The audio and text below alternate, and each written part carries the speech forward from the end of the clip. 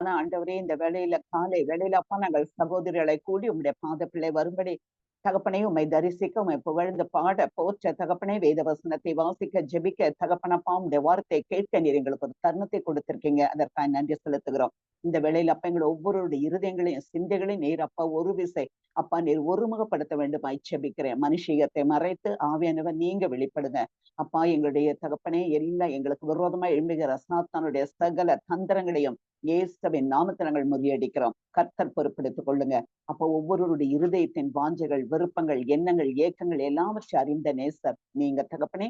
எங்களுக்கு நீர் இன்றைக்கு அப்பா கொடுக்க போகிற ஆத்ம மன்னாவிற்காய் ஸ்தோத்திரம். சகல துதி கனம் மகிமையாவும் உமக்கே ஏறெடுக்கிறோம். மீட்பர் இயேசு கிறிஸ்துவின் நாமத்தில் ஜெபிக்கிறேன் ஜீவனுள்ள பிதாவே, ஆமென் ஆமென். கர்த்தருடைய பரிசுத்த நாமத்தின் மகிமை உண்டாகட்டும். இன்னைக்கு நம்ம பார்க்கலாம் 1 தீமோத்தேயு 4ஆம் அதிகாரம். அதுல வசனங்கள் 13 முதல் 16 வரையிலும்.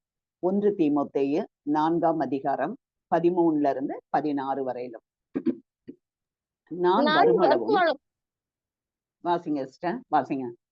நான் வருமளவும் வாசிக்கிறதிலும் புத்தி சொல்லுகிறதிலும் உபதேசிக்கிறதிலும் ஜாக்கிரதையாய் இரு.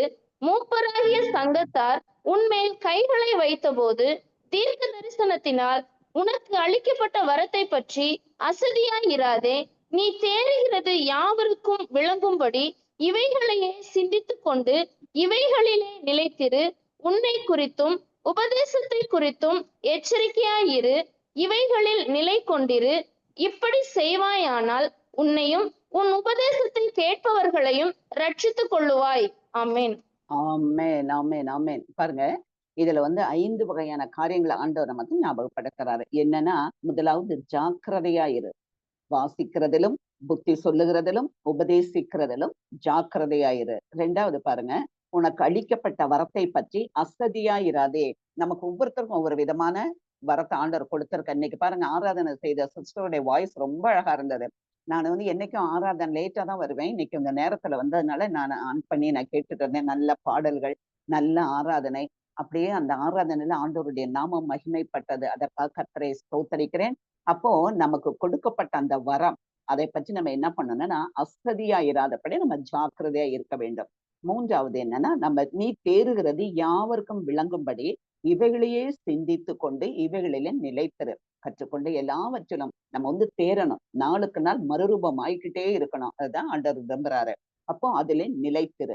அடுத்தது 4வது பாருங்க, உன்னை குறித்தும் உபதேசத்தை குறித்தும் எச்சரிக்கையா இரு. அப்போ நம்ம எச்சரிக்கையா இருக்க வேண்டியது மிக மிக அவசியம். இவைகளை நிலை கொண்டிரு. அப்போ நமக்கு மேற் சொல்லப்பட்ட எல்லா காரியங்களிலும் நம்ம நிலை கொண்டிருக்க வேண்டும். நிலை கொண்டிருந்தால் இப்படி செய்வாயானால் உன்னையும் உன் உபதேசத்தை கேட்பவர்களையும் ரட்சித்துக் கொள்ளுவாய். அப்போ நம்ம ஆண்டவர் நமக்கு மேலே குறிக்கப்பட்ட இந்த 5 வகையான காரியங்களை சொல்றாரு. இந்த 5 வகையான காரியங்களை நம்ம அனுதினமும் நம்முடைய வாழ்க்கையில நம்ம என்ன பண்ணணும்னா அபியாசப்படுத்த வேண்டும். நம்ம பாவம் நிறைந்த உலகத்துல வாழ்ந்துட்டு இருக்கோம். சோதனைகள், பிரச்சனைகள், பாவங்கள் வரும். ஆனாலும் நம்ம என்ன பண்ணணும்னா, நம்ம சோர்ந்து போகக்கூடாது. சோர்ந்து போகிறவனுக்கு அவர் பலன் கொடுத்து சத்துவம் இல்லாதவனுக்கு ஒரு சத்துவத்தை பெருக பண்ணுகிறார். நம்முடைய விசுவாசத்தை உடைப்பதற்கு, நம்முடைய விசுவாச கப்பலை சேதப்படுத்துவதற்கு சாத்தான் பல வகையிலும் முயற்சி செய்வான். ஆனாலும் நம்ம என்ன செய்யணும்னா, அதை கண்டுபிடித்து ஆவியானவருடைய பலத்தோடு கர்த்தர் நம்ம கொடுத்திருக்க இந்த வரத்தை நம்ம அசதியாயிராது, அப்படி ஜாக்கிரதையா இந்த வசனத்திலும் எல்லாவற்றிலும் நாம் நாளுக்கு நாள் தேறுகிறவர்களாக இருக்கும்போது கர்த்தர் நமக்கு உதவி செய்வார். ஆமென். இப்ப பாருங்க, நம்மளுடைய வாழ்க்கையில நம்ம என்ன ஒரு பிரச்சனை இல்லைன்னா ஒரு சிறையிருப்பு. சிறையிருப்பு அப்படின்றது ஒரு நோயா இருக்கலாம், அல்லது ஒரு பற்றாக்குறையா இருக்கலாம், அல்லது பெரிய வேலை செய்ய இடத்திலோ ஒரு பிரச்சனையா இருக்கலாம், படிக்கிற இடத்துலயோ இல்ல ஸ்கூல்லயோ காலேஜ்லயோ அது இல்ல வீட்டிலேயோ எப்பேற்பட்ட சூழ்நிலையிலும் ஒரு சிறையிருப்பு. எல்லாத்துக்குமே மோஸ்ட்லி பாருங்களேன், நம்ம நல்ல ஆவிக்குரிய ஒரு சகோதர சகோதரிகளா இருந்தாலும் நம்முடைய வாழ்க்கையில அப்பப்போ ஒரு சிறையிருப்பு இருக்கலாம். அப்போ அந்த சிறையிருப்பு, அதாவது ப்ராப்ளம், அந்த கட்டுகள், அந்த கேப்டிவிட்டி, அப்போ அது என்ன சிறையிருப்பு நமக்கு வந்த உடனே நம்ம என்ன பண்ணணும், உடனே இப்ப எக்ஸாம்பிள் சொல்றேனே, இப்போ ஒருத்தங்களுக்கு திடீர்னு ஏதோ ஒரு சளி பிடிக்குது, இருமல், அது ஒரு சாதாரண இதுன்னு வச்சுக்கோங்க. அது இல்லாம ஒரு பெரிய காரியம் ஏதோ ஒண்ணு வரும்போது டக்குன்னு ஒரு வயிற்று வேதனை, தாங்க முடியாத ஒரு வயிற்று வேதனை, நெஞ்சு வேதனை வரும்போது என்ன செய்யறோம், உடனே நம்ம அது நடுராத்திரியா இருந்தாலும் உடனே டாக்டர்கிட்ட ஓடுறோம் இல்லையா? அப்போ நம்ம வந்து முதலாவது நம்ம வந்து ஆண்டவருடைய பாதத்துல அமர்ந்திருந்து ஒரு சின்ன ஒரு ஜெபம் பண்ணணும். அப்ப தேவ ஒத்தாசை நமக்கு கிடைக்கும்படி, தேவன் சரியான வழியில நம்மை வழி நடத்தும்படி நம்ம அப்படி தேவ சமூகத்துல அமர்ந்து நம்ம என்ன பண்ணணும்னா அந்த காரியங்களை கர்த்தரிடம் முதலாவது சொல்ல வேண்டும். எப்தா என்ன பண்ணா பாருங்க, எல்லா காரியங்களும் மிஸ்பாவில அறிவித்தான்னு சொல்லிட்டு நம்ம பார்க்கிறோம். அதே போல நம்ம கர்த்தருடைய சமூகத்துல அறிவிச்சிடணும். நமக்கு மிஞ்சின காரியமா இருக்கலாம், சிறிய காரியமோ பெரிய காரியமோ, என்ன பிரச்சனையோ போராட்டமோ எதுவா இருந்தாலும் நம்ம வந்து கர்த்தருடைய பாதத்துல அமர்ந்து நம்ம என்ன பண்ணணும்னா, இது எதற்காக எனக்கு வந்ததுன்னு எனக்கு தெரியலப்பா, நீங்க எனக்கு உதவி செய்யுங்க அப்படின்னு சொல்லி நம்ம கேட்கும்போது, நம்மை தாழ்த்தி கேட்கும்போது ஆண்டவர் அழகா நமக்கு அதை விலக்கி கொடுப்பார். அதை தான் இன்னைக்கு பார்க்க போறோம். நம்முடைய வாழ்க்கையில பாருங்க, இன்னைக்கு எத்தனையோ சிறையிருப்புகள் இருந்தாலும் அதுல ஒரு 3 விதமான ஒரு சிறையிருப்பை குறித்து நம்ம பார்க்க போறோம். என்ன அப்படின்னு சொன்னா, முதலாவது வருகிற சிறையிருப்புனா கர்த்தர் அனுமதிக்கிற சிறையிருப்பு. கர்த்தர் சிறையிருப்பு அனுமதிக்கிறாரான்னு நினைக்கலாம். கர்த்தர் சில வேலைகளை நம்ம தவறான பாதையில சூஸ் பண்ணும்போது, தவறான வழியிலே போகும்போது, நம்மை நிலைநிறுத்துவதற்கு, நம்மை திருப்பி கொண்டு வந்து ஜீவ பாதையில வழி நடத்துவதற்கு என்ன பண்ணுவார்னா, சிறையிருப்பை அனுமதிப்பார். அப்போ கர்த்தர் கொடுக்கிற சிறையிருப்பு. 2வது என்ன அப்படின்னா, சாத்தான் கொடுக்கிற சிறையிருப்பு. அப்ப சாத்தான் கொடுக்கிற சிறையிருப்பை நம்ம என்ன பண்ணணும்னா, தேவ சமூகத்துல தெய்வ ஒத்தாசையோடு தேவனுடைய சர்வாயுத வர்க்கங்களை தரித்து கொண்டு அவனை எதிர்த்து நின்று அவளை போட்டு மிதிச்சு நம்ம என்ன பண்ணணும், வெற்றி கொள்ள வேண்டும். 3வது என்ன அப்படின்னு சொன்னா, நம்மளுடைய பாவத்தின் நிமித்தம், இல்ல அப்படின்னு நம்முடைய சுயத்தின் நிமித்தம், நம்முடைய அறியாமை நிமித்தம் நம்ம வந்து சிறையிருப்புல மாட்டிக்கிறோம். அதுக்கு நம்ம என்ன பண்ணணும்னா, ஆண்டவருடைய கரத்துல அவருடைய இரக்கத்துக்காக நம்ம கெஞ்சணும். நம்ம தவறுகள், நம்முடைய பாவங்களை வந்து அறிக்கையிட்டு நம்ம வந்து மனம் திரும்பணும். அதுதான் இன்னைக்கு பார்க்க போறோம். பார்ப்போம். எரேமியா 29ஆம் அதிகாரம் வசனங்கள் 3 முதல் 7 வரை. வாசிங்க சிஸ்டர். எரேமியா 29 வசனங்கள் 3 முதல் 7 வரை. யூதாவின் ராஜாவாகிய சிதேக்கியா பாபிலோன் ராஜாவாகிய நேபுகாத் நேச்சாரிடத்தில் கொடுக்கும்படி சாப்பானின் குமாரனாகிய எலெயாசாரின் கையிலும் இல்கியாவின் குமாரனாகிய கெமரியாவின் கையிலும் கொடுத்து எருசலேமில் இருந்து பாபிலோனுக்கு அனுப்பின நிருபத்தின் விபரம். இஸ்ரவேலின் தேவனாகிய சேனைகளின் கர்த்தர் தாம் எருசலேமில் இருந்து பாபிலோனுக்கு சிறைப்பட்டு போக பண்ணின அனைவருக்கும் அறிவிக்கிறது என்னவென்றால், நீங்கள் வீடுகளை கட்டி குடியிருந்து தோட்டங்களை நாட்டி அவைகளின் கனியை சாப்பிடுங்கள். நீங்கள் பெண்களை விவாகம் பண்ணி குமாரரையும் குமாரத்திகளையும் பெற்று உங்கள் குமாரருக்கு பெண்களை கொண்டு உங்கள் குமாரத்திகளை புருஷருக்கு கொடுங்கள். இவர்களும் குமாரரையும் குமாரத்திகளையும் பெறட்டும். நீங்கள் அங்கே குறுகாமல் பெருகி நான் உங்களை சிறைப்பட்டு போக பண்ணின பட்டணத்தின் சமாதானத்தை தேடி அதற்காக கர்த்தரை விண்ணப்பம் பண்ணுங்கள். அதற்கு சமாதானம் இருக்கையில் உங்களுக்கும் சமாதானம் இருக்கும். ஆமென். ஆமென், ஆமென். அப்போ இந்த பேசேஜ் வாசிக்கும்போது பாருங்க, இதுல வந்து இஸ்ரவேல் ஜனங்கள் கர்த்தருக்கு விரோதமா முரட்டாட்டம் பண்ணினது நிமித்தமாக ஆண்டவர் என்ன பண்ணார்னா, இவர்களை வந்து சிதேக்கியா ராஜாவோட கரத்துல பாபிலோன் ராஜாவாகிய கரத்துல வந்து கொடுத்துட்டாரு. அப்ப 70 வருஷம் சிறையிருப்பு. அப்ப இது வந்து கர்த்தர் அனுமதித்த சிறையிருப்பு. அப்போ ஆண்டவர் பாருங்க எவ்வளவு நல்லவரு. அந்த 70 வருஷம் சிறையிருப்புல நீங்க வந்து அழுது புலம்பி நீங்க வருத்தப்பட்ட, ஐயோ நான் சிறையிருப்பு வந்துட்டேனேன்னு சொல்லி நீங்க அப்படி இருக்கணும் ஆண்டவர் விரும்பல. என்ன சொல்றாரு, நீங்கள் வீடுகளை கட்டி குடியிருந்து தோட்டங்களை நாட்டி அவைகளின் கனியை சாப்பிடுங்கள். நீங்க வந்து பெண்களை விவாகம் பண்ணி கல்யாணம் பண்ணிக்கோங்க, வீடு கட்டுங்க, சந்தோஷமா இருங்க. நீங்கள் அடிமைப்பட்ட தேசத்திற்கு வந்து ஒரு சமாதானம் வேணும்னா நீங்க என்ன பண்ணணும், அந்த அடிமைப்பட்ட தேசத்துல அந்த தேசத்தின் சமாதானத்திற்காக, அந்த பட்டணத்தின் சமாதானத்திற்காக நீங்க ஜெபிக்கணும்னு ஆண்டவர் கட்டளை கொடுக்கிறாரு. இவங்க நம்ம நம்மளை சிறைப்படுத்திட்டாங்க. அவங்க யாரு, நம்ம எதிரிகள். அப்ப நம்ம என்ன செய்வோம், அந்த எதிரிகள் கிட்ட இருந்து எப்படா தப்பிச்சு போகணும், அவங்களை அடிச்சு வீழ்த்தி கொன்னுட்டு நம்ம என்ன பண்ண போகணும்னு தான் நினைப்போம். ஆனா ஆண்டவர் என்ன சொல்றாருன்னா, அந்த பட்டணத்தின் சமாதானத்திற்காக நீங்கள் வேண்டிக் கொள்ளுங்கள் அப்படின்னு சொல்லும்போது, இதுல நம்ம திங்க் பண்ண வேண்டிய காரியம் என்னன்னா, ஆண்டவர் பாருங்க, அவர்கள் சிறைப்படுத்தினாலும், அவர்கள் நம்மை சிறைப்படுத்தினாலும், அந்த சிறைப்படுத்தி கொண்டு போன பிள்ளைகள் நமக்கு எதிரிகளா இருந்தாலும் அவர்களுக்கும் ஆண்டவர் யாருன்னா நம்முடைய கர்த்தராகிய இயேசு கிறிஸ்து. அப்போ அந்த பட்டணத்தின் சமாதானத்துக்காக நம்ம என்ன செய்யணும்? நம்ம ஆண்டவருடைய பிள்ளைகள் நம்மை தாழ்த்தி நம்ம வந்து செபிக்கும் போது அந்த சிறையிருப்பிலிருந்து ஆண்டவர் நமக்கு விடுதலையை கொடுப்பார். அப்போ அந்த சிறையிருப்பிலையும் நாம் சமாதானமாய் சந்தோஷமாய் நம்ம வீடுகளை கட்டி குடியிருக்கலாம், நம்ம பிள்ளைங்களுக்கு திருமணம் பண்ணலாம், குழந்தை குட்டிகளை பெற்றுக்கொள்ளலாம். அப்படி நம்ம வந்து ஒரு சாதாரண ஒரு லைஃப், நல்ல பீஸ்ஃபுல்லாயிட்டு லைஃப வந்து லீட் பண்ணலாம் அப்படின்ற ஒரு என்னன்னா ஒரு அதிகாரத்தை என்னதுன்னா ஆண்டவர் வந்து ஒரு என்ன சொல்றது, அப்படிப்பட்ட ஒரு சந்தர்ப்பத்தை, ஒரு சூழ்நிலையை வந்து தேவன் நமக்கு கொடுக்கிறார். அப்ப நம்ம வந்து அந்த அடிமைப்பட்ட தேசத்துல நம்ம கலங்கி தவித்து அப்படி நம்ம வந்து நம்மை தாழ்த்தி சிறுமைப்படுத்தி வருத்தப்பட்டுக்கிட்டு எப்பவும் அழுகையோட புலம்பலோடு இருக்கணும்னு ஆண்டவர் விரும்பல. அந்த 7 வருஷம், அந்த 70 வருஷம் நீங்க எப்படி இருக்கணும்னு சொல்றாரு. அப்போ அதுல இருந்து அதுக்கு என்ன ரெமெடி, அதுல இருந்து நம்ம எப்படி தப்பித்துக் கொள்வது, நமக்கு என்ன சொல்யூஷன் அப்படின்னு சொன்னா அதுக்கு ஆண்டவர் வழி சொல்றாரு பாருங்க.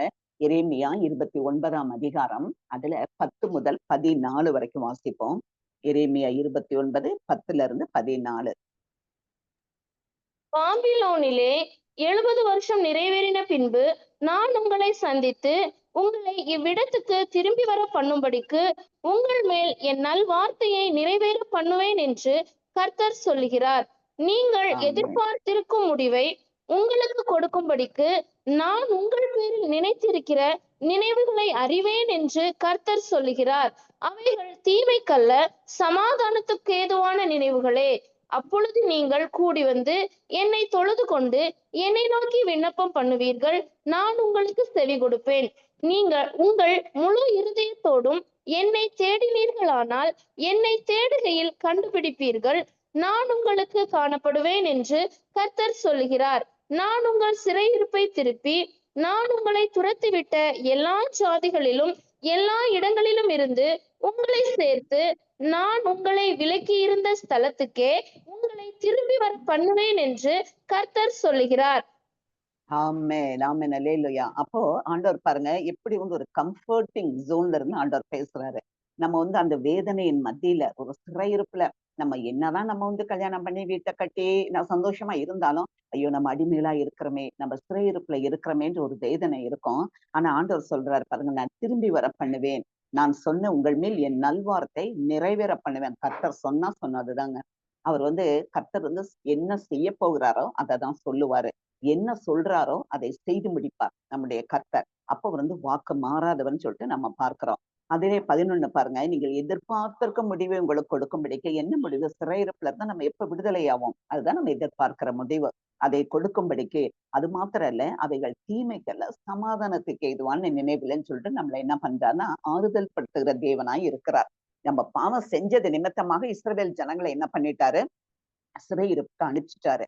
அனுப்பிச்சாலும் அவர் வந்து தீங்குக்கு மனஸ்தாபப்படுகிற தேவன் நம்முடைய தேவன். இப்ப நம்ம வீட்டுல இருக்கோம், நம்ம பிள்ளைங்க தவறு செய்யும்போது என்ன பண்றோம்? நம்ம கண்டிக்கிறோம், அதுங்களை வந்து 2 அடியும் போட்டுறோம். அப்போ அதன் பிறகு நம்ம மனசுல வந்து ஒரு கஷ்டமா இருக்கும், ஐயோ பிள்ளைய அடிச்சிட்டமே அப்படின்ற அந்த ஒரு கவலை, ஒரு பாரம் இருக்கும். உடனே பிள்ளை என்ன பண்ணுவோம்? கூட்டிட்டு போய் அது விரும்புறதை வாங்கி கொடுத்து அதை வந்து எப்படியாவது சமாதானப்படுத்த நம்ம முயற்சிப்போம் இல்லைங்களா? அப்போ ஒரு பொல்லாதவர்களாகிய நாம் நம்முடைய பிள்ளைகளுக்கு இப்படி சமாதானத்தை சந்தோஷத்தையும் கொடுக்கணும் அப்படின்னு விரும்பும் போது நம்மளை படைத்த பரமபிதா அப்ப நம்ம எவ்வளவு கரிசனை உள்ள தேவன் பாருங்க. அப்ப சொல்றாரு, நீங்கள் முழு இருதயத்தோடு என்னை தேடினால் என்னை நீங்க தேடுகையில கண்டுபிடிப்பீர்கள், அப்போ உங்களுக்கு சமாதானம் உண்டாயிருக்கும்னு சொல்லிட்டு நமக்கு ப்ராமிஸ் பண்றாரு. அல்லேலூயா. அடுத்தது பார்ப்போம். 2வது காரியம் என்னன்னா பிசாசின் மூலம் வருகிற சிறையிருப்பு. யோபு 1ஆம் அதிகாரம், அதுல 1ஆம் வசனம், பிறகு 6-8. யோபு 1ஆம் அதிகாரம், அதுல 1வது வசனம், பிறகு 6-8 பாருங்க. ஊத் தேசத்திலே யோபு என்னும் பெயர் கொண்ட ஒரு மனுஷன் இருந்தான். அந்த மனுஷன் உத்தமனும் சன்மார்க்கனும் தேவனுக்கு பயந்து பொல்லாப்புக்கு விலகுகிறவனும் இருந்தான். ஒரு நாள் தேவபுத்திரர் கர்த்தருடைய சந்நிதியில் வந்து நின்றபோது சாத்தானும் அவர்கள் நடுவிலே வந்து நின்றான். கர்த்தர் சாத்தானை பார்த்து, நீ எங்கே இருந்து வருகிறாய் என்றார். சாத்தான் கர்த்தருக்கு பிரதியுத்தரமாக, பூமி எங்கும் உலாவி அதில் சுற்றி திரிந்து வருகிறேன் என்றான். கர்த்தர் சாத்தானை நோக்கி, என் தாசனாகிய யோபின் மேல் கவனம் வைத்தாயோ? உத்தமனும் சன்மார்க்கனும் தேவனுக்கு பயந்து பொல்லாப்புக்கு விலகுகிறவனும் ஆகிய அவனை போல பூமியில் ஒருவனும் இல்லை என்றார். ஆமென். ஆமென், ஆமென். 2வது பாருங்க. இது வந்து இந்த யோபு எப்படிப்பட்டவரு? உத்தமன், சன்மார்க்கன், தேவனுக்கு பயந்தவன், பொல்லாப்புக்கு விலகுறவன், கர்த்தர் சர்டிபிகேட் கொடுக்கிறாரு இல்லைங்களா? அப்போ அப்படிப்பட்ட ஒரு நீதிமானுக்கு விரோதமா என்ன பண்றான்னா சாத்தான் வரான். அப்போ சாத்தான் வந்து சோதிக்கிறான். அது எல்லாமே நமக்கு தெரியும். அவருடைய எல்லா சொத்துக்களும் போச்சு, பிள்ளைங்களும் போச்சு, ஆடு, மாடு எல்லாம் போயிடுச்சு. இது ஒட்டகம், கழுதை எல்லாமே போயிடுச்சு. ஒண்ணுமே இல்ல. அப்போ அவர் வந்து எல்லாவற்றையும் இழந்த நிலையிலும் அவர் என்ன பண்றாருன்னா, அவர் வந்து ஒரு தவறும் செய்யல. ஆண்டவரை தூஷிக்கவும் இல்ல. அந்த 20, 21ல சொல்றாரு பாருங்க. நிர்வாணியாய் என் தாயின் கர்ப்பத்திலிருந்து வந்தேன். நிர்வாணியாய் அவ்விடத்துக்கு திரும்புவேன். கர்த்தர் கொடுத்தார், கர்த்தர் எடுத்தார். கர்த்தருடைய நாமத்துக்கு ஸ்தோத்திரம் என்றான். இவை எல்லாவற்றிலும் யோபு பாவம் செய்யவும் இல்லை. தேவனை பற்றி குறை சொல்லவும் இல்லை.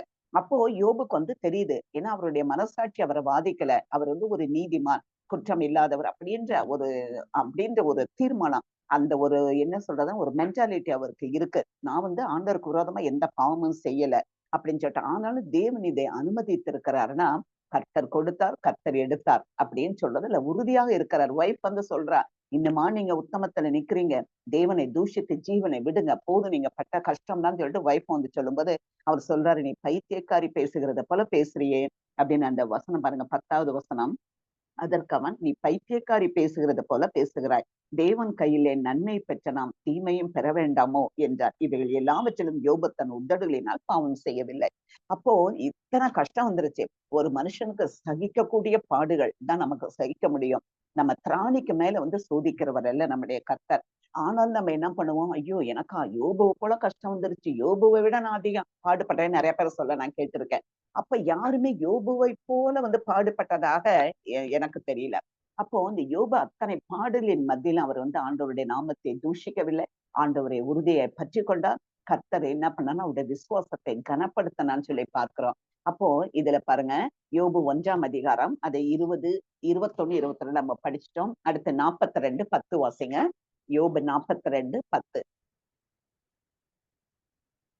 யோபு தன் சிநேகிதனுக்காக வேண்டுதல் செய்தபோது கர்த்தர் அவன் சிறையிருப்பை மாற்றினார்.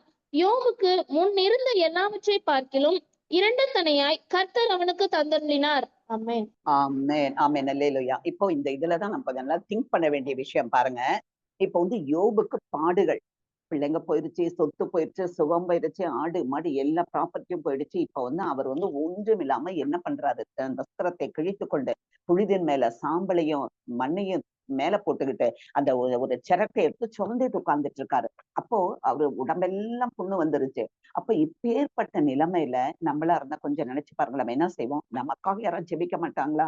நமக்காக இப்ப நம்ம ஒண்ணும் இல்ல, நம்ம சாதாரண ஒரு பிரேயர் குரூப் நடத்துறோம், ஒரு பிரேயர் செல் நடத்துறோம்னு வச்சுக்கோங்க.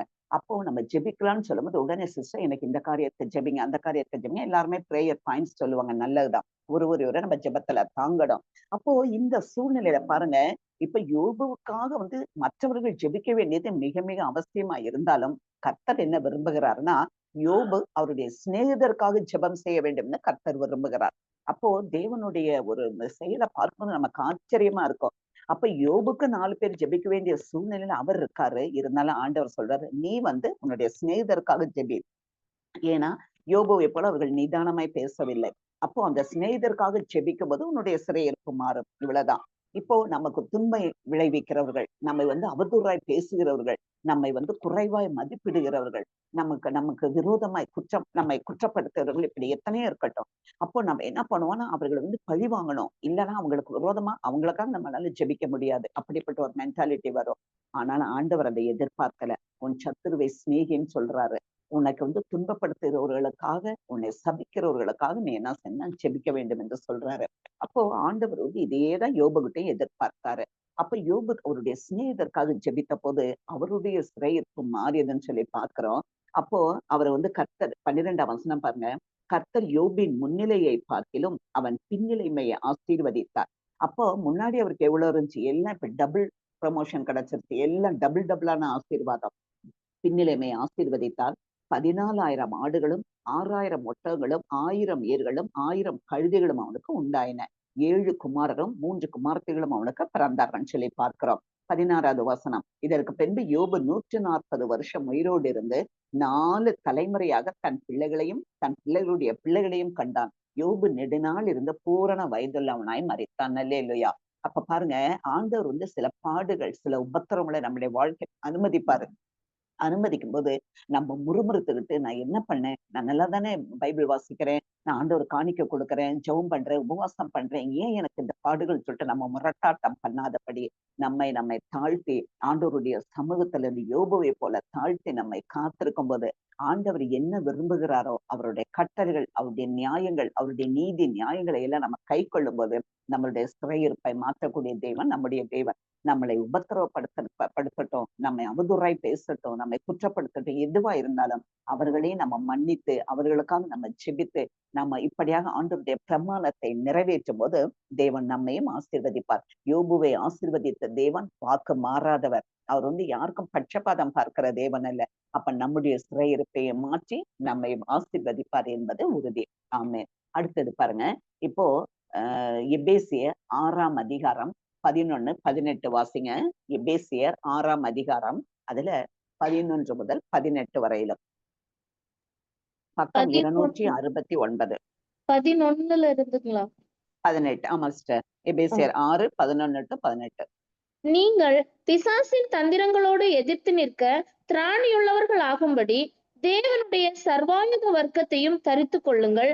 ஏனெனில் மாம்சத்தோடும் இரத்தத்தோடும் அல்ல, துரைத்தனங்களோடும் அதிகாரங்களோடும் இப்பிரபஞ்சத்தின் அந்தகார லோகாதிபதிகளோடும் வான மண்டலங்களில் உள்ள பொல்லாத ஆவிகளின் சேனைகளோடும் நமக்கு போராட்டம் உண்டு. ஆகையால் தீங்கு நாளிலே அவைகளை நீங்கள் எதிர்க்கவும் சகலத்தையும் செய்து முடித்தவர்களாய் நிற்கவும் திராணியுள்ளவர்கள் ஆகும்படிக்கு தேவனுடைய சர்வாயுத வர்க்கத்தையும் எடுத்துக்கொள்ளுங்கள். சத்தியம் என்னும் கச்சையை உங்கள் அறையில் கட்டினவர்களாயும் நீதி என்னும் மார்க்கவசத்தை தரித்தவர்களாயும் சமாதானத்தின் சுவிசேஷத்திற்குரிய ஆயத்தம் என்னும் பாதரட்சையை கால்களிலே தொடுத்தவர்களாயும் பொல்லாங்கன் எய்யும் அக்கினி அஸ்திரங்களை எல்லாம் அவித்து போடத்தக்கதாய் எல்லாவற்றிற்கும் மேலாக விசுவாசம் என்னும் கேடகத்தை பிடித்து கொண்டவர்களாயும் நில்லுங்கள். இரட்சணியம் என்னும் தலைச்சீராவையும் தேவ வசனமாகிய ஆவியின் பட்டயத்தையும் எடுத்துக்கொள்ளுங்கள். எந்த சமயத்திலும் சகலவிதமான வேண்டுதலோடும் விண்ணப்பத்தோடும் ஆவியினாலே ஜெபம் பண்ணி அதன் பொருட்டு மிகுந்த மன உறுதியோடும் சகல பரிசுத்தவான்களுக்காகவும் பண்ணும் வேண்டுதலோடும் விழித்து கொண்டிருங்கள். ஆமென். ஆமென். ஆமென். அப்போ இப்ப பாருங்க, இது வந்து இப்ப யோபு 2வது காரியம் நம்ம பார்க்கிறோம். இப்ப யோபுக்குள்ள பாடுகள், உபத்திரவங்கள் அதில் இருந்து அப்ப வந்து யோபுக்கு வந்து பிசாசினால் உபத்திரவம், சாத்தானால் வந்து உபத்திரவம் தெரிஞ்சிருச்சு. அப்போ நம்ம ஆண்டவருடைய சமூகத்துல காத்திருக்கும் போது அப்ப தேவன் வெளிப்படுத்துவார். இப்ப 1வது காரியம் பார்த்தோம், கர்த்தர் அனுமதித்த சிறையிருப்பு. ஒரே நிமிஷம் சிஸ்டர்.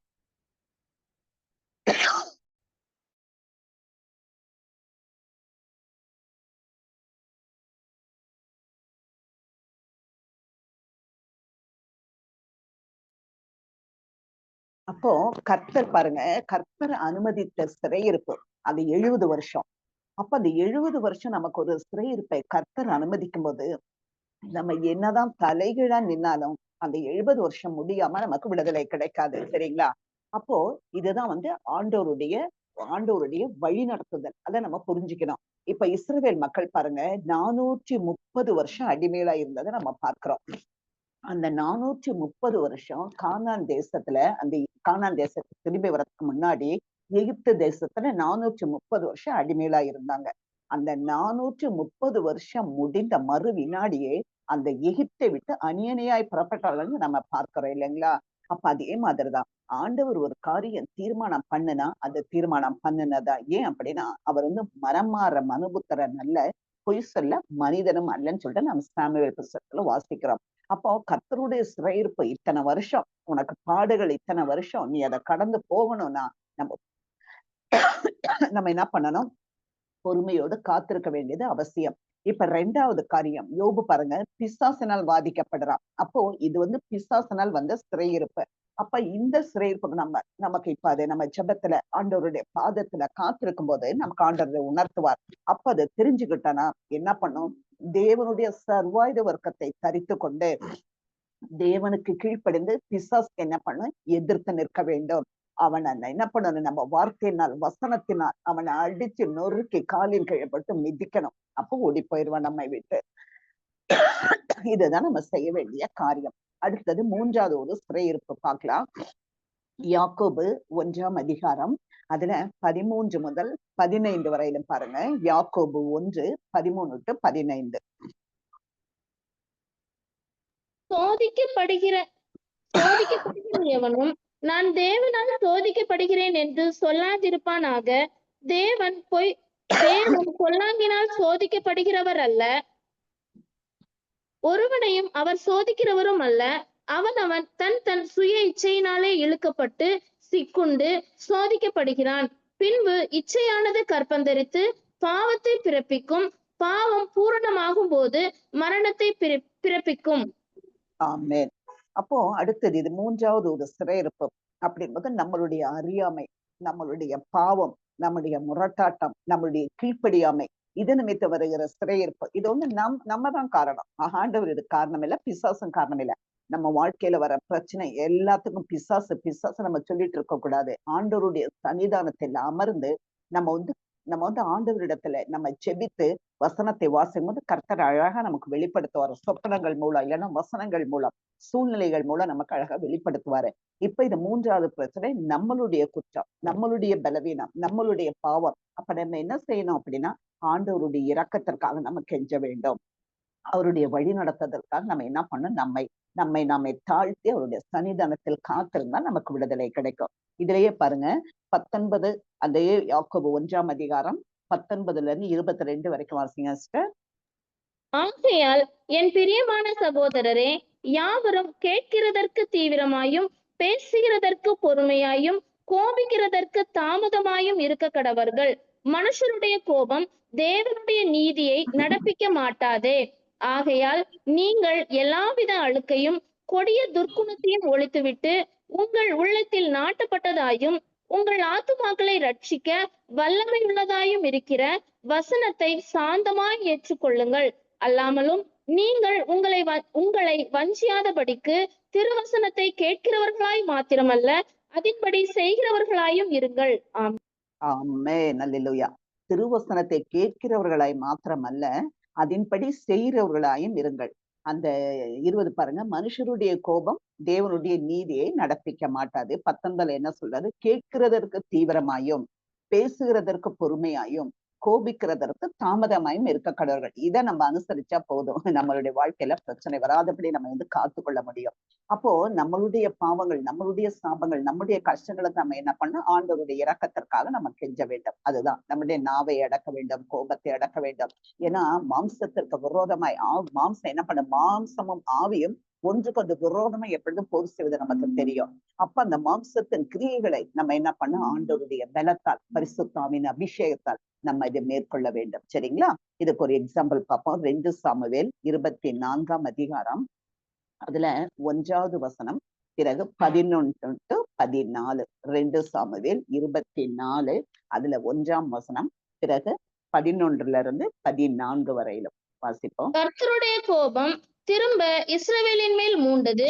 இஸ்ரவேல் யூதா என்பவர்களை லக்கம் பார் என்று அவர்களுக்கு விரோதமாய் சொல்லுகிறதற்கு தாவீது ஏவப்பட்டான். தாவீது காலமே எழுந்திருந்த போது தாவீதின் ஞான திருஷ்டிக்காரனாகிய காத் என்னும் தீர்க்கதரிசிக்கு கர்த்தருடைய வார்த்தை உண்டாகி சொன்னது, நீ தாவீதினிடத்தில் போய் 3 காரியங்களை உனக்கு முன்பாக வைக்கிறேன், அவைகளில் ஒரு காரியத்தை தெரிந்து கொள், அதை நான் உனக்கு செய்வேன் என்று கர்த்தர் உரைக்கிறார் என்று சொல் என்றார். அப்படியே காத் தாவீதினிடத்தில் வந்து அவனை நோக்கி, உம்முடைய தேசத்திலே 7 வருஷம் பஞ்சம் வர வேண்டுமோ, அல்லது 3 மாதம் உம்முடைய சத்துருக்கள் உம்மை பின்தொடர நீர் அவர்களுக்கு முன்பாக ஓடி போக வேண்டுமோ, அல்லது உம்முடைய தேசத்திலே 3 நாள் கொள்ளை நோய் உண்டாக வேண்டுமோ? இப்போதும் என்னை அனுப்பினவருக்கு நான் என்ன மறு உத்தரவு கொண்டு போக வேண்டும் என்பதை நீர் யோசித்து பாரும் என்று சொன்னான். அப்பொழுது தாவீது காத்தை நோக்கி, கொடிய இடுக்கணில் அகப்பட்டிருக்கிறேன், இப்போது நாம் கர்த்தருடைய கையில் விழுவோமாக, அவருடைய இரக்கங்கள் மகா பெரியது, மனுஷர் கையிலே விழாதிருப்பேனாக என்றான். ஆமென். ஆமென் ஆமென் அல்லேலூயா. அப்ப பாருங்க, தாவீது வந்து திரும்பவும் சாத்தான் என்ன பண்றான், சாத்தான் கர்த்தருக்கு விரோதமா ஜனங்களை, இஸ்ரவேல் யூதா ஜனங்களை தொகைப்பாரு, எவ்வளவு பேர் போர் வீரர்கள் இருக்காங்க பாருன்னு. ஆண்டவர் நினைச்சா அவர்களை வந்து பெருக பண்ண முடியும். மணலத்தனையா பெருக பண்ணுவேன்னு ஆபிரகாம் கொடுத்த வாக்கு தத்தம் அந்த தலைமுறையில நிறைவேறுகிறது. ஆனாலும் இந்த தாவீது ராஜா என்ன பண்ணா, அவனுடைய இருதயத்தை சாத்தான் ஏவுறது நிமித்தம் அவன் இந்த காரியத்தை செய்யறான். ராணுவ அதிபதி சொல்றாரு, யோப் இது வேண்டாம், இது கர்த்தருடைய பார்வைக்கு நல்லது இல்லைன்னு. ஆனாலும் ராஜாவின் வார்த்தை மேலிட்டபடியில அந்த காரியத்தை அவன் செஞ்சுட்டான். செஞ்ச பிறகு அவனுடைய மனசாட்சி அவனை பாதிக்கிறது நம்ம இந்த சாப்டர்ல வாசிக்கிறோம். அப்போ காத்து தீர்க்கதரிசி உடனே ஆண்டவர் அனுப்புறாரு. அனுப்பி நீ வந்து செஞ்ச தப்புக்கு உனக்கு வந்து நீ மன்னிப்பு கேட்கிற, மன்னிப்பு கேட்டா மன்னிச்சிருவார். அதே மாதிரிதான் நம்முடைய வாழ்க்கையில நம்ம தவறு செய்யும்போது ஆண்டவரே நம்ம மன்னிச்சிருங்கப்பான்னு சொல்லிட்டு நம்ம தவறுக்காக மனம் வருந்தும் போது தேவன் நம்முடைய பாவத்தை, தவறை மன்னிச்சிருவாரு. ஆனா அதற்குரிய விளைவுகள், அந்த கான்சிக்வன்சஸ் நம்ம அனுபவிச்சே ஆக வேண்டும் சரீரத்துல. அதனுடைய பின் விளைவுகள் நம்ம அனுபவிச்சுதான் ஆகணும். அதுல இருந்து யாருமே ஒருத்தருமே தப்பிக்க முடியாது. அததான் தாவீது பாருங்க, இவர் வந்து ஆண்டவர்கிட்ட உடனே மனம் திரும்புறாரு. 51ஆம் சங்கீதம், அந்த பத்சேபாள் இடத்தில் பாவம் செய்த போது அவர் வந்து எல்லாத்தையும் அறிக்கையிட்டு மனம் திரும்புறாரு. நெடுஞ்சான் கிடையாய் விழுந்து கர்த்தரிடத்தில் மன்னிப்பு கேட்டு ஒப்புரவாகிறாரு. ஆனா என்ன பண்றேன்னா அதற்குரிய பின் விளைவுகளை வந்து இவர் வந்து கட்டாயம் அவருடைய வாழ்க்கையில அடைந்தாருன்னு பார்க்கிறோம். அதே மாதிரிதான் இன்னைக்கு இந்த தாவீது இந்த 3 காரியங்களை காத்து தீர்க்கதரிசி சொல்றாரு. 7 வருஷம் பஞ்சம் வேணுமா, இல்ல 3 மாதம் சத்துரு தொடர நீ ஓடணுமா, இல்ல 3 நாள் கொள்ளை நோயா. அப்போ தாவீது பாருங்க, இவன் புத்திமான் தான் தாவீது பாக்குறாரு. அப்போ நம்ம வந்து திரும்பவும் ஆண்டவருடைய பாவத்திலே விழுவோம். மனுஷருடைய கையில் விழாமல் இருக்க ஆண்டவருடைய பாவத்துல நம்ம விழுந்துரும். எப்படியாவது ஆண்டவருடைய கரத்திலிருந்து, ஆண்டவருடைய கண்களிலிருந்து நமக்கு தயவு கிடைக்கும். ஏன்னா அவருடைய இரக்கங்கள் மகா பெரியது. கர்த்தர் இரக்கமும் மன உருக்கமும் நீடிய சாந்தம் உள்ள கர்த்தர் அப்படின்றத தாவீது அறிந்திருந்ததின் நிமித்தம் அவர் வந்து ஞானமா பதில் சொல்றாரு. அந்த 3 நாள் கொள்ளை நோய், நான் கர்த்தரிடத்திலே நான் விழுறேன், நான் மனுஷர் கை விழாமல் இருக்க எனக்கு உதவி செய்யுங்கன்னு சொல்லிட்டு என்ன பண்றாரு, அவர் வந்து தேவனிடத்தில் கெஞ்சி கேட்டுக்கொண்டது நிமித்தம் தேவன் அதுல இரக்கம் பாராட்டுறாரு. அப்படியே அந்த தீங்குக்கு மனஸ்தாபப்படுகிற தேவன் எருசலேமை நோக்கி அழிவு வரும்போது ஆண்டவர் சொல்றாரு, அந்த 16வது வசனம் பாருங்க, தீங்குக்கு மனஸ்தாபப்பட்டு ஜனங்களை சங்கரிக்கிற தூதன் எனக்கு போதும், இப்போது உன் கையை நிறுத்து என்றார். அதான் நம்முடைய கர்த்தர், தீங்குக்கு மனஸ்தாபப்படுகிற கர்த்தர். அப்படிப்பட்ட கர்த்தரை வந்து நம்ம தெய்வமா கொண்ட ஜனம் பாக்கியம் உள்ளது என்று வேதம் சொல்லுகிறது. அப்போ இந்த 3 காரியங்களை பார்க்கும்போது தேவன் நம்ம வந்து எப்படிப்பட்டவங்க, இரக்கத்தின் ஐஸ்வர்யம் உள்ள தேவன். அப்போ நமக்கு வந்து அழகா காரியங்களை விளக்கி காட்டுறாரு. நமக்கு வர்ற சிறையிருப்பு, அப்ப அது எந்த சிறையிருப்பு, இந்த 7 வந்தது அப்படின்னு நம்ம முதலாவது தெரிந்து கொள்ள வேண்டும். ஆண்டவருடைய பிள்ளைகள் சும்மா கண்ணை மூடிட்டு எல்லாம் சாத்தான் கொண்டு வந்துட்டான், சாத்தான் கொண்டு வந்துட்டா சாத்தான் மேல நம்ம வந்து பழி போடக்கூடாது. என்ன காரியம்னா ஆண்டவருடைய சமூகத்தில் நம்ம அமர்ந்திருக்கும் போது நமக்கு சொல்லிக் கொடுக்கிற தேவன், நமக்கு ஆலோசனை கொடுக்கிற தேவன், நம்மை அழகா கரம் பிடித்து வழிநடத்துகிற தேவனை நம்ம ஆராதிக்கிறோம். நம்ம ஆராதிக்கிற தேவன் கல்லோ மண்ணோ களிமண்ணோ அல்ல, நமக்கு வந்து செவி கொடுக்கிற தேவன், நம்மோடு பேசுகிற தேவன். நம்ம இன்னும் ஆண்டவருடைய நெருங்கி ஜீவிக்கும் போது அவருடைய வாய்ஸ், ஆடிபிள் வாய்ஸை நம்ம கேட்கலாம். அப்படிப்பட்ட ஒரு கிருபையை ஆண்டவர் நமக்கு தருவாரு. கர்த்தர் தாம் இந்த வசனத்தை ஆசீர்வதிப்பாராக. ஆமென் ஆமென்.